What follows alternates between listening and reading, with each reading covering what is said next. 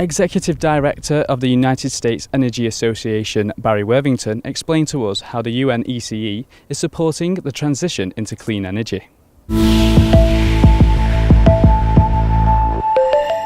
So first of all, Barry, what is clean energy? Clean energy is the notion that you produce energy from whichever form it might be, but you do so while removing most of the pollutants. Why are fossil fuels, mainly coal, so important in global electrical systems? Why can't we just straight away switch to renewable energies? Well, coal's been around for a very long time. It was some of our first power generation. There's large supplies of coal, and they're scattered all around the world. Countries are going to burn the fuel that they have, and coal remains one of the lowest priced fuels, and you can look around at different electric utilities. Generally speaking, and it's tough to generalize, but generally speaking, the utilities that use more coal are going to have lower prices. Can coal be a part of a sustainable energy system, or do we need to have no fossil fuels for clean energy? Coal can be clean, and we have had technologies for several decades that remove the criteria pollutants: sulfur, nitrogen oxide, mercury, particulates, and so forth. So those technologies have been established since the 1970s. The challenge is carbon dioxide emissions, and we're developing technology. We have had technologies in operation, one demonstration plant for 20 years, capturing CO2. It's an expensive process, but it's critically necessary because coal is going to remain part of the power system for decades and decades. So why aren't countries using this new technology? Well, it's very expensive. We have 2 new projects going into operation in Canada.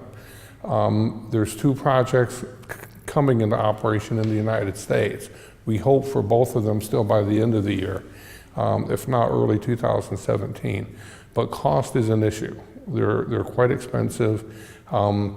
We need to have maybe 24 demonstration plants put in place quickly so that we can drive the cost down. Any new technology, you have a technology learning curve. And the quicker you get along that learning curve, knowledge goes like this, prices go like that. And you've seen it with pretty much every technology: cell phones, automobiles, you name it, solar, wind. And so when we can start deploying carbon capture and storage on a large scale, that's when we'll see the price come down, which will lead to even more and more utilization. What is the UNECE doing to help transition into clean electricity? Well, under the Committee on Sustainable Energy, we have a number of task groups. I chair the group of experts on clean electricity production.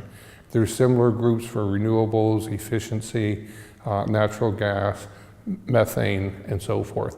We all have work plans.